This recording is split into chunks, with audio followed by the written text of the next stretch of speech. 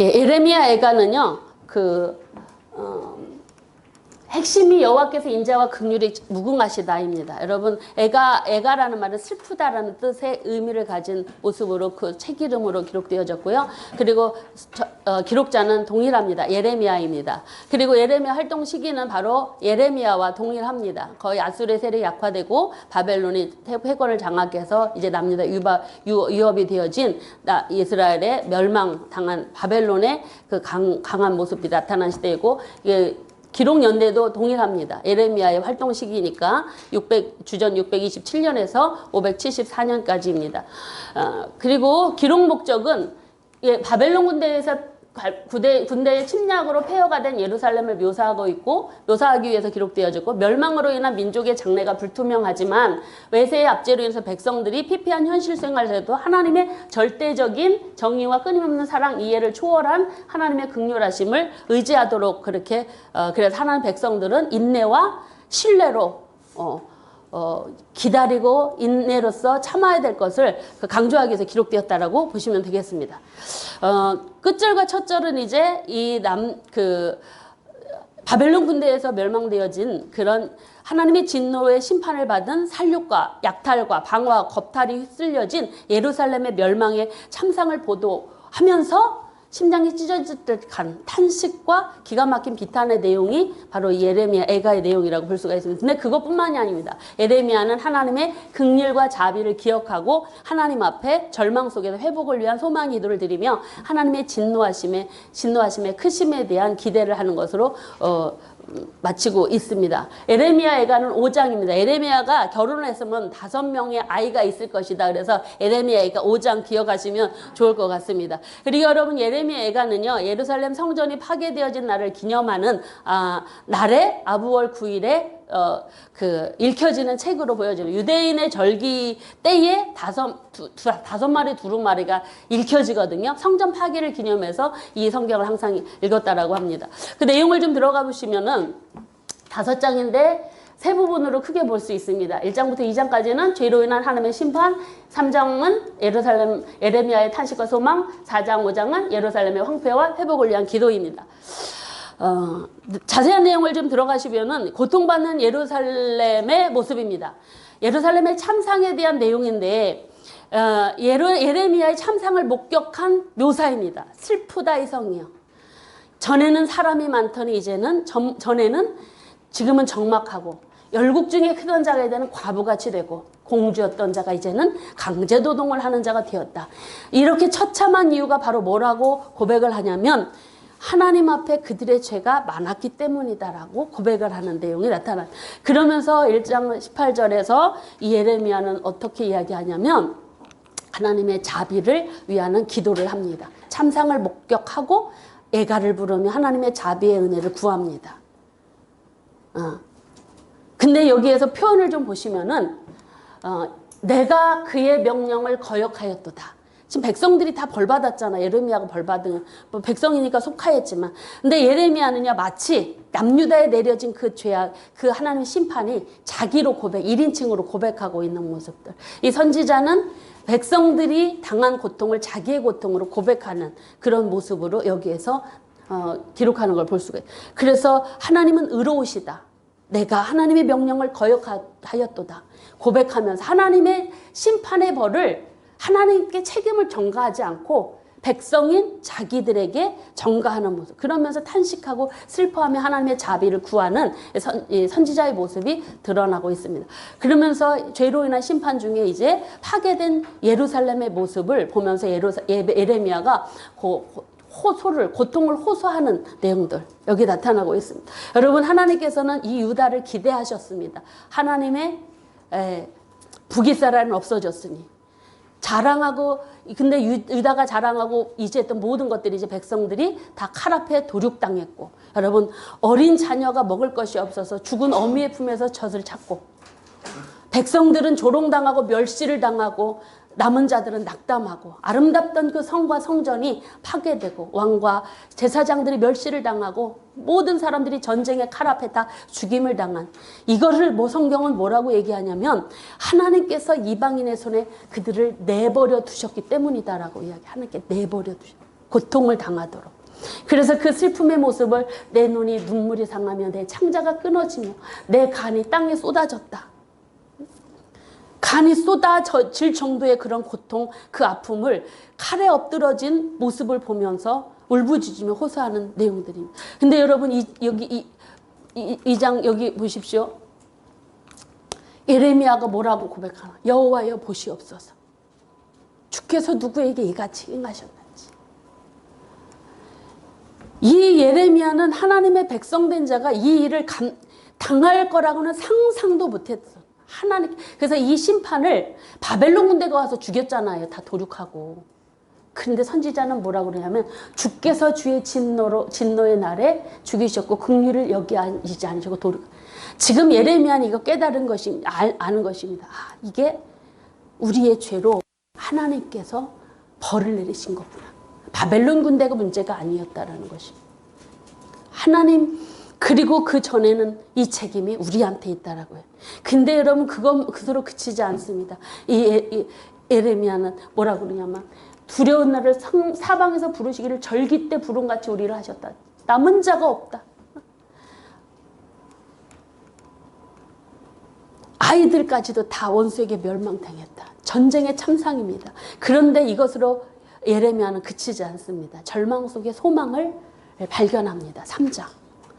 그래서 모든 것이 다 끝난 심판의 현장 앞에서도 예레미야는 바로 뭘 부냐면 하나님 앞에 소망이 끊어졌다라는 그런 고백들을 하지만 여러분 그러나 그는 하나님 앞에 믿음의 고백을 하는 것이 바로 예레미야의 그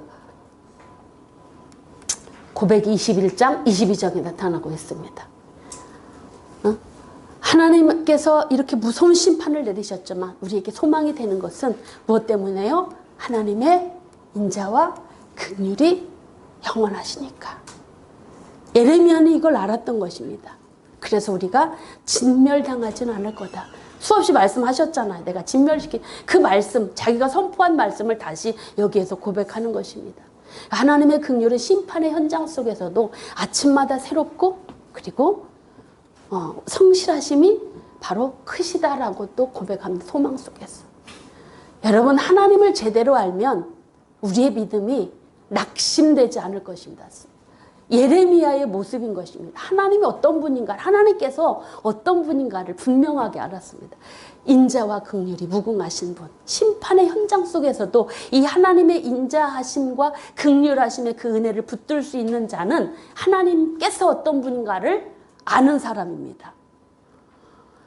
그러나 여러분 그래서 하나님께서는 우리를 영원히 내버려 두지 않을 것이다. 비록 지금 근심하게 하시지만 하나님의 풍부한 인자하신 사랑 때문에 우리를 긍휼히 여기셨. 하나님의 마음, 주께서 인생으로 고생하게 하고 근심하게 하는 게 하나님 본심이 아니라고 말씀하십니다. 그런데 이 미련하고 둔한 인생들은 우리의 삶에 때로 하나님 앞에 어떤 징계의 벌이 내리면 다 하나님 탓이라고 합니다. 자긴 돌아보자. 예레미야의 이런 자세가 하나님을 바르게 아는 자의 자세이며 또한 하나님께서 본심은 하나님의 백성들이 복을 받아 평안하게 누리는 것입니다. 근심이 아니고 멸망이 아니라는 것. 이걸 우리의 마음속에도 새겨야 될 말씀인 걸로 여겨집니다. 그러면서 예레미야는요, 우리 스스로 행위를 조사하고 하나님께 돌아가자. 백성들에게 촉구하는 식으로 여기서 이야기를 합니다. 하나님께 손을 들자.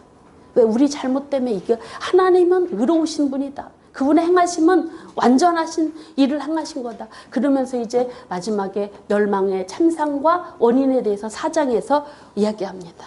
여러분 그 참상이 어떻게 이야기하냐면 칼에 죽은 자들이 줄여 죽은 자보다 낫다. 전쟁 났으니 먹을 게 있겠습니까? 자기 자녀를 삶아 먹을 정도의 비참한 상태였다라고 합니다. 이게 있을 수 있는 하나님의 선민 이스라엘에게 이런 일이 있을 수가 없습니다. 하나님 백성이 자기 자식을 삶아 배고파도. 그 원인이 뭐냐? 그 비참한 일을 한 원인이 뭐냐? 왕과 천하 모든 백성이 하나님을 믿지 않은 믿음의 죄. 하나님을 믿지 않아서이다. 그리고 선지자들과 제사장들이 성전에서 의인의 피를 흘린 죄 때문이다. 선지자들이 자신의 선지자 권위로 힘없는 자들을 죽이고 한 그 일들을 지적하고 있습니다. 그런데 여기서 잠시 4장 21절에서 22절까지 에돔의 심판과 예루살렘의 회복에 대한 예언을 말씀하시는데, 에돔의 예루살렘의 멸망 이후에 에돔이 예루살렘을 약탈하고 행한 죄 때문에 하나님께서 이 에돔을 형벌을 내리실 것을 예고하는 내용입니다. 이건 이제 오바댜서 가서 더 자세하게 말씀드리겠습니다. 그래서 오바댜서에서는 이때 예루살렘이 멸망당할 때 행한 에돔의 죄 때문에 그들을 멸절하겠다라는 심판을 예고하는 내용이 여기 4장에 나타납니다. 그리고 마지막으로 예루살렘의 파멸과 절망의 현재 속에서도 그 고난의 원인이 자신의 동족, 자신 하나님의 백성의 범죄 때문을 알고는 겸손하게 받아들이고 예레미야는 회개를 합니다. 오라, 우리 범죄 때문이다.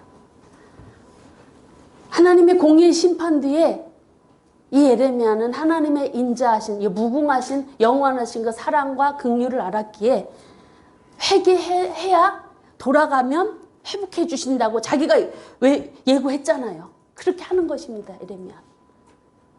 심판 후에 회개하고 돌이키면 회복시켜, 그걸 하는 것입니다. 예레미야. 그러고 나서 회복을 위한 기도합니다. 같이 한번 읽어보시겠습니다. 여호와여, 우리를 주께로 돌이키소서. 그리하시면 우리가 주께로 돌아가겠사오니 우리의 날들을 다시 새롭게 하사 옛적 같게 하옵소서. 아멘. 아멘입니다. 심판 이후에 회개하는 자에게 주실 회복의 약속을 믿고 하나님 앞에 자비를 구하는 기도. 이 예레미야의 기도, 이러한 믿음을 지킨 자들의 기도 때문에 어쩌면 하나님께서는 70년의 바벨론 기간 동안, 포로 기간 동안 그 백성을 그렇게 말씀하신 대로 좋은 무화과를 돌보셨고 70년 후에 그 백성들을 돌이키셨습니다. 하나님의 말씀대로. 예레미야는 예루살렘의 죄, 심판, 멸망, 전쟁의 참상을 예고하고 경험한 예언자입니다. 쉽지 않은 그런 상황 속에서 하나님의 말씀을 선포한 예언자입니다. 예언자는 하나님의 백성, 하나님의 사람은 좋은 이야기만 할 수가 없다라는 것입니다. 하나님이 맡겨주신 말씀이라면 무조건 순종해야 되는 것이고, 그리고 하나님께서 우리에게 죄를 물으시는 것은 바로 뭐냐면 율법에 순종했느냐 불순종했느냐, 여호와 하나님을 살아계신 하나님으로 믿었느냐 믿지 않았느냐, 이것입니다. 여러분, 하나님의 말씀은 하나도 땅에 떨어짐이 없습니다. 선지자에게 말씀하셨고 선지자를 통해서 말씀하신 후에 그 말씀을 이루셨습니다. 하나님은 살아계시기 때문입니다. 그래서 이 예레미야와 애가를 통해서 주시는 하나님의 거룩하신 뜻을 우리가 깨닫고, 마지막으로 하나님 앞에 우리도 혹여라도 돌이킬 죄가 있으면 돌이키고, 그래서 하나님 앞에 징벌이 아닌 하나님의 풍요와 복을 누리는 그런 우리가 될 수 있도록 믿음을 견고하게 가지는 그런 시간, 계기가 되기를 소망합니다.